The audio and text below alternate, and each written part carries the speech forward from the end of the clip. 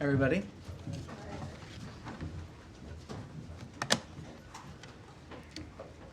All right. So for those that don't know me, my name is Tommy Pigott, Principal Deputy Spokesperson. Stepping in for the day for Spokesperson Bruce, who is traveling with the Secretary and the President. So to start, a few remarks up top, and then I'll be happy to take some questions. So the American people can be proud that their leaders are putting their safety and security and prosperity first. This week's developments show an administration delivering boldly on its promises, and the results speak for themselves. When President Trump says he will never leave an American behind, he means it. Idan Alexander has been released from Hamas captivity and reunited with his family in Israel. This is the result of unwavering American leadership. President Trump and Secretary Rubio are also strengthening strategic ties in the Middle East, delivering security and economic wins in Saudi Arabia, Qatar, and the United Arab Emirates. Earlier today, President Trump announced Saudi Arabia's $600 billion commitment to invest in the United States, building economic ties that will translate into jobs and opportunities for the American people and the region. Secretary Rubio will next travel to Turkey to attend the NATO informal foreign ministers meeting. Since the November election, 20 NATO allies have announced increases in defense spending, a direct result of President Trump's leadership and a renewed commitment to peace through strength. We also welcome the ceasefire between India and Pakistan and commend Prime Ministers Modi and Sharif for choosing the path of peace. As President Trump said, their decision reflects strength, wisdom, and fortitude. We urge both sides to maintain direct communication to preserve regional stability. Regarding Iran, negotiations continue to show progress. This administration remains clear. Iran will never be allowed to acquire a nuclear weapon. As President Trump has said, Iran can have a much brighter future. The time is right now for them to choose. And finally, the President has secured another win for American workers. An initial agreement with China to reduce China's tariffs and set a path for future discussions to open market access for American exports. As President Trump has said, the U.S. will continue to prioritize fairness, reciprocity, and results. The American people are already seeing the benefits. Inflation is down, grocery and gas prices are falling, and optimism is returning across the country. President Trump is once again delivering on his promise to make America great again. And before I take questions, I would like to thank Spokesperson Tammy Bruce and the entire team for its unwavering support. It is an honor to be here, and I look forward to answering your questions for the American people. And with that, I'll take some questions. Tommy? Yeah. Thank you. Welcome to the briefing room.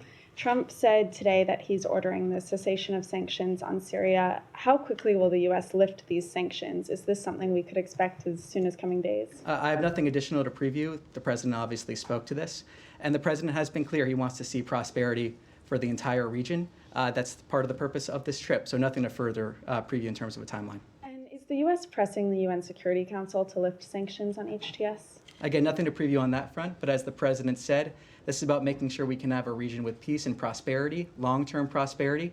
And as Caroline Leavitt said before the trip, this is about a golden age both for the American people and for the Middle East. And we're seeing that dedication with the many different announcements that the President made today. Can you give us an update on the talks between Russia and Ukraine later this week?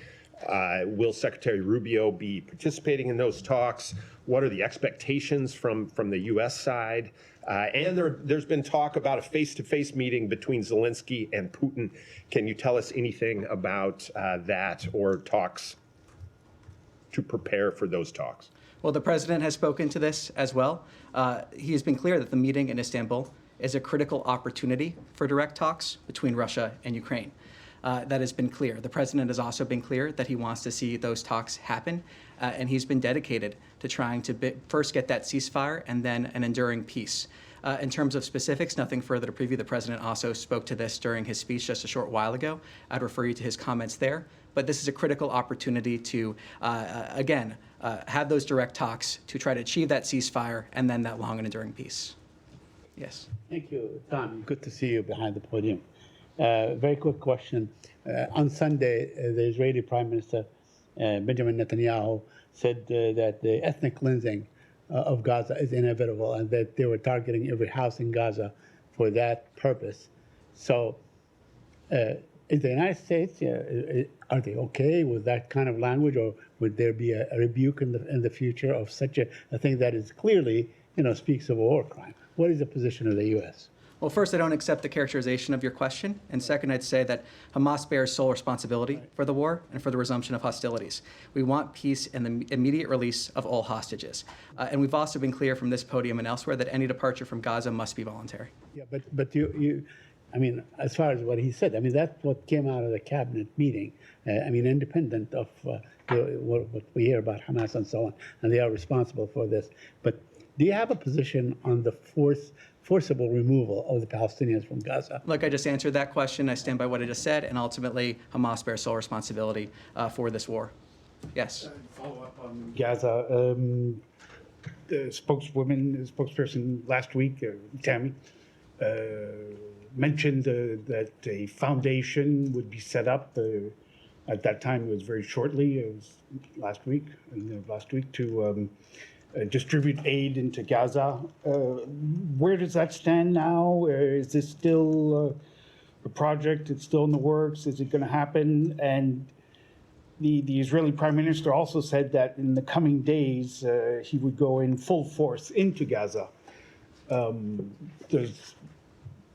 Would that disrupt those plans, or is it calculated and being prepared together? How does that work?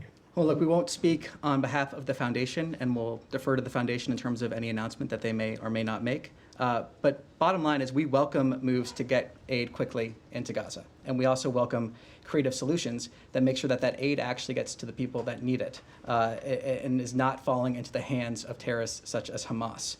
So we support creative solutions to get that aid in there. We want to make sure it's done in a way where it's not falling into the hands of Hamas, that it's actually reaching the people that need it.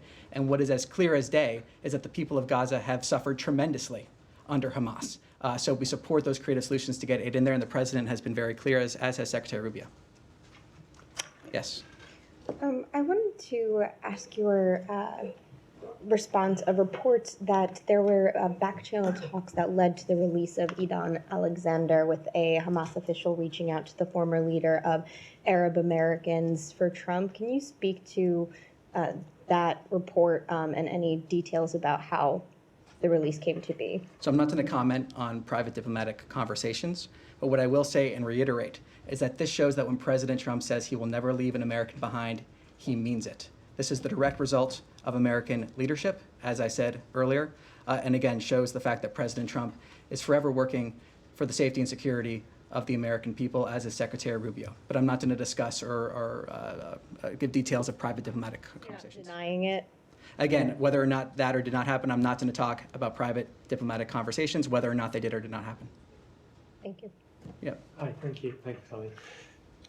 Two, actually, one on Afghanistan and then a follow-up on Gaza.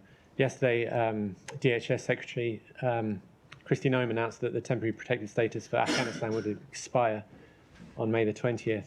She said the conditions in Afghanistan have improved enough for Afghans to return there. Does the State Department think that Afghanistan is now a safe destination for women and girls? Well, look, ultimately, when it comes to the temporary protected status, I refer you to DHS. It was always meant as a temporary measure or temporary benefit. This is the when that temporary benefit would expire. So for further questions on that, I refer you to DHS. And then just to follow up on Gaza, you said you support efforts to get aid quickly into Gaza. Here we are more than 2 months later. How soon is quickly? When can we start to see food actually getting in? Well, look, I think it's important to understand, again, that we're looking for those creative solutions to get that aid in there. We're fully supportive of those measures. And it's also important to reiterate that Hamas bears sole responsibility for this conflict, as well as sole responsibility for the condition under which the people of Gaza are living. So I'm not going to put a timeline on it from here. I'm not going to speak on behalf of the foundation. But what I will reiterate is that we are supportive of creative solutions to get aid in there, but also in a way that the aid is not falling into the hands of Hamas, that it actually reaches the people that need it. Yes. Yes, Tommy, thank you. Wanted to ask you about the president's trip to the Middle East. He had some comments today in terms of talking about the way that the U.S. approaches countries in the Middle East and the criticism of past policy, saying that for too long, many American presidents have been afflicted with the notion that it's our job to look into the souls of foreign leaders and use U.S. policy to dispense justice for their sins. There's been a critique of the State Department, I think, externally by some analysts about the changes to areas of the department that deal with issues of human rights and kind of what have been traditionally seen as U.S. values issues. Is this the president endorsing that shift in terms of the State Department's focus? Do you think that criticism that we've seen from civil society is accurate? Look, I think the results speak for themselves in terms of what President Trump and Secretary Rubio have been able to deliver for the American people. The results they've been able to deliver. President Trump is a peacemaker. He is a deal maker, and he is constantly putting Americans first.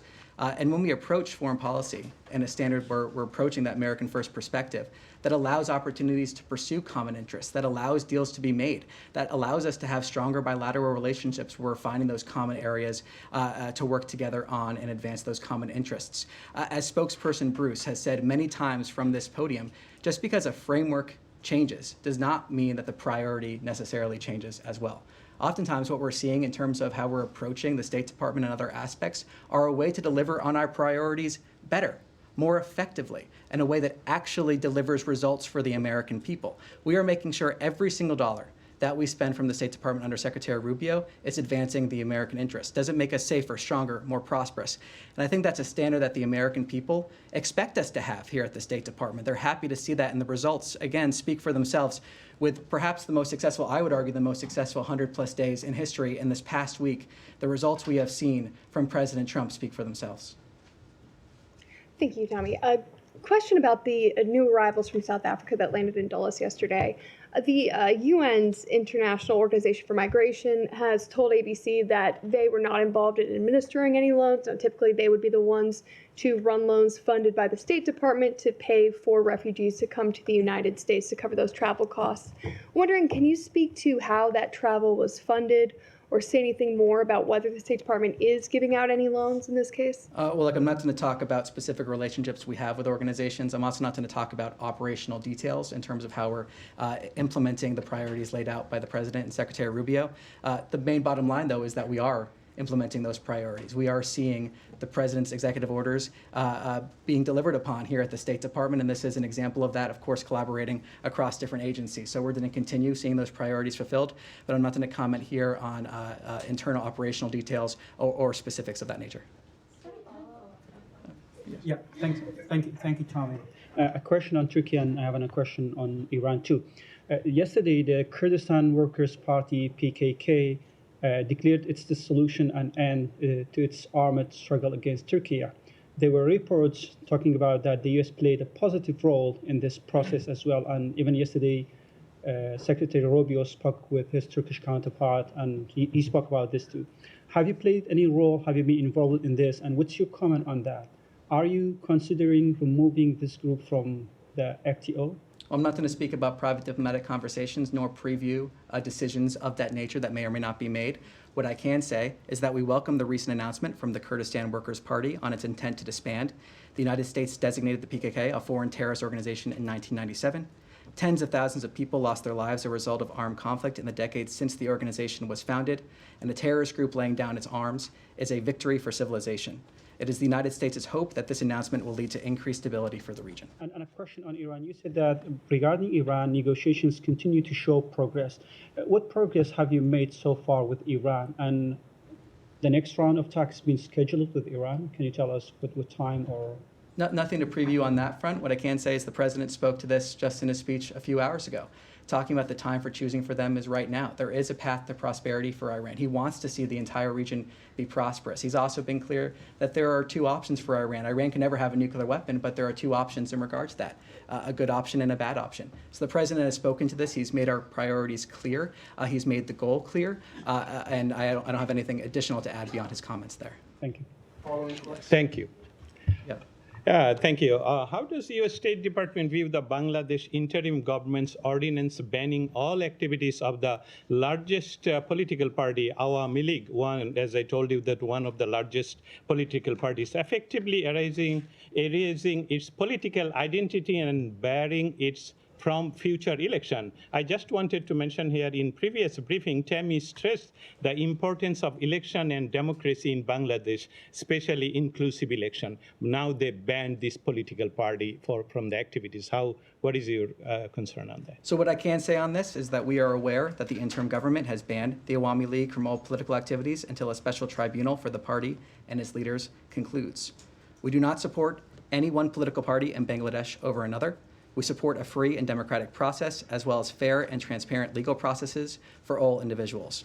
We urge all countries, including Bangladesh, to respect the freedoms of expression, peaceful assembly, and association for all. And how does you, as a State Department, view the interim Bangladeshi government role in the fostering radical ideologies and enabling terrorism, following reports of the law advisor Dr. Asif Nazrul meeting with Lashkar-e-Taiba operative Harun Izhar and growing support of violence in Kashmir by political and religious leaders? They met in the ministry in Bangladesh. So again, taking a step back, I'll reiterate what has been reiterated from this podium before. We value our partnership with the people of Bangladesh, spanning more than 50 years.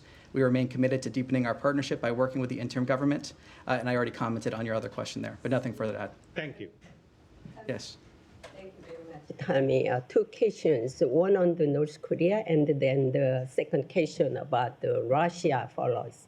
As you know, that the North Korea launched the multiple ballistic missiles into the East Coast last week for the second time since the second term of the Trump administration. How do you view the fact that North Korea is receiving missile technology support from Russia, which is further escalating the threat to the Korean Peninsula?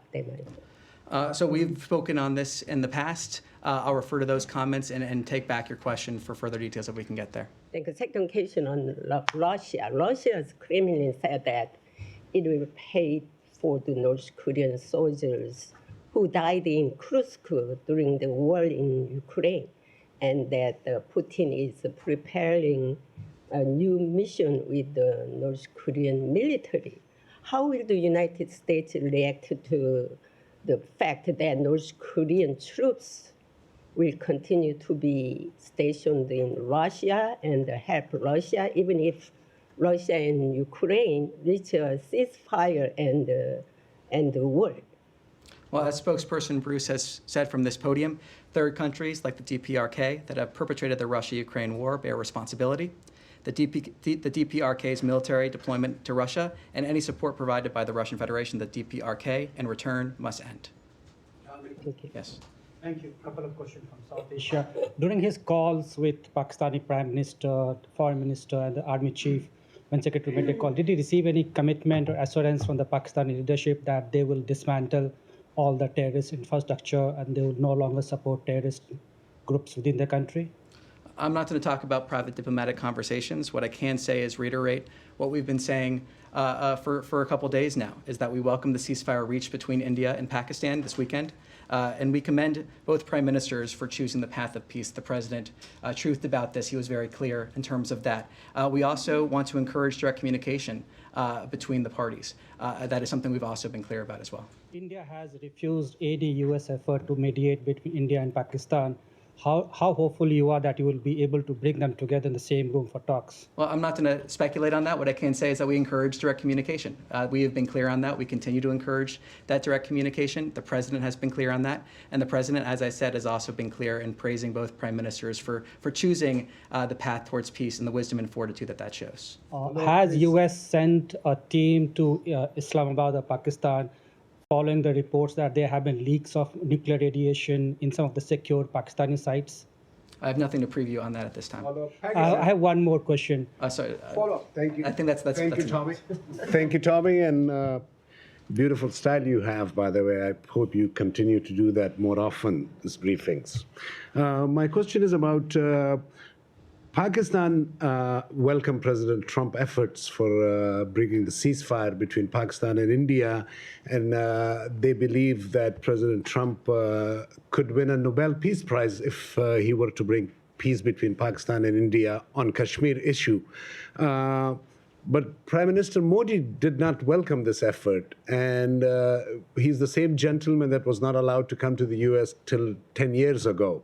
Does that disappoint this building at all, the attitude of Narendra Modi of not welcoming this peace deal? Well, what we are happy to see is a ceasefire. That is what we are happy to see. That's where our focus remains. And we want to see ceasefire be maintained. And we want to encourage direct communication. That is our focus here. Our focus is the ceasefire. Our focus is on encouraging direct communication. That's where our focus is going to remain. The president has spoken on this. And just to take the first part of your question, kind of focusing on a more global foreign policy front, talking about issues around the world, President Trump, is a peacemaker. He's a peacemaker. He values peace. He's also a deal maker. And he has shown that again and again and again in terms of both pursuing an America First agenda, but also pursuing peace and wanting to see peace and conflicts come to an end. Thank you very much. One more question one more question. Yeah. The drones which India used against Pakistan were Israeli-made drones. President Trump, one initiative that has been globally recognized and talked about is his Abraham Accord idea. Do you think this landing of Israeli drones in Pakistan would create hurdles in the president's vision, his whole thought about this Abraham Accord where he wants to bring these three religions close to each other? These Israeli drones will further complicate the relations between Pakistan and Israel or no? Well, I'll reiterate what we are focused on here and happy to see as a ceasefire. We want to see direct communication between the parties. And when it comes to, again, solving conflicts that have existed in regions around the world, the president wants to solve those conflicts when he can. He's often said that he stands ready to aid in the pursuit of peace. He stands ready to help. And the president is a deal maker. He is a peacemaker. He has shown that again and again. And we're seeing the results of that from the past 100 days and even just this last week. So the president's a deal maker. He's a peacemaker, but nothing to comment further beyond that. Thank you so much. Yeah. Yep.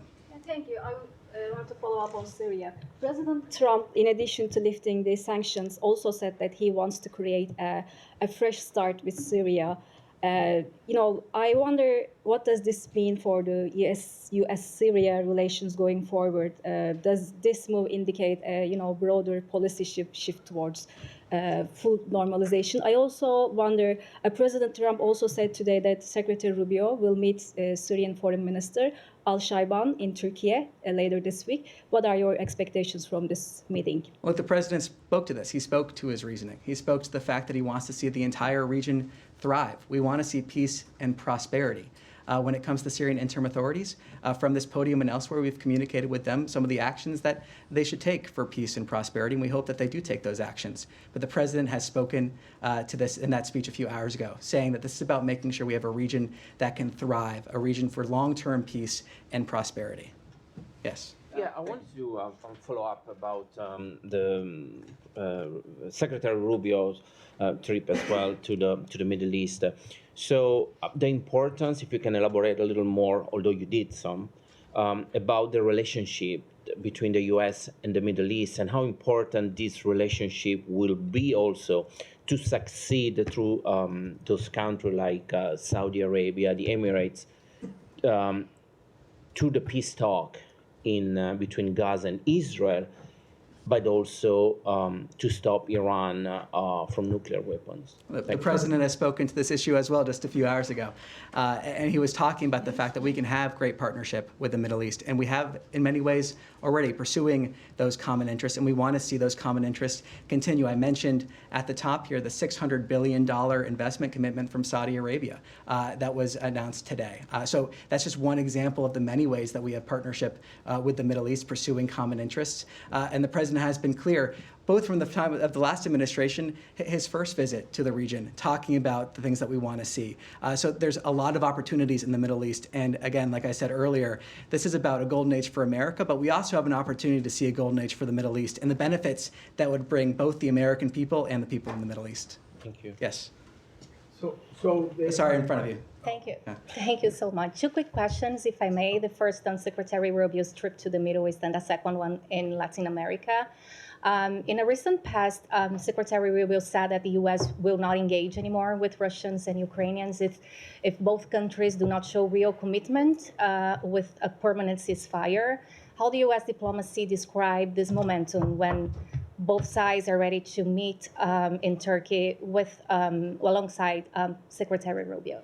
Well, as the president has said, this is a critical opportunity to try to achieve that ceasefire and try to achieve that long peace. The president has been clear he wants to see those direct talks happen. And I think it's also important to remember that the president has brought us closer to peace when it comes to this conflict than in the years preceding him taking office. And that's a great credit to his leadership. So he wants to see those direct talks happen. This is a critical opportunity to achieve that ceasefire and then potentially achieve that long peace, ultimately with the goal of ending this conflict, as has been said so many times by President Trump, so many times by spokesperson Bruce. We want to see this conflict come to an end.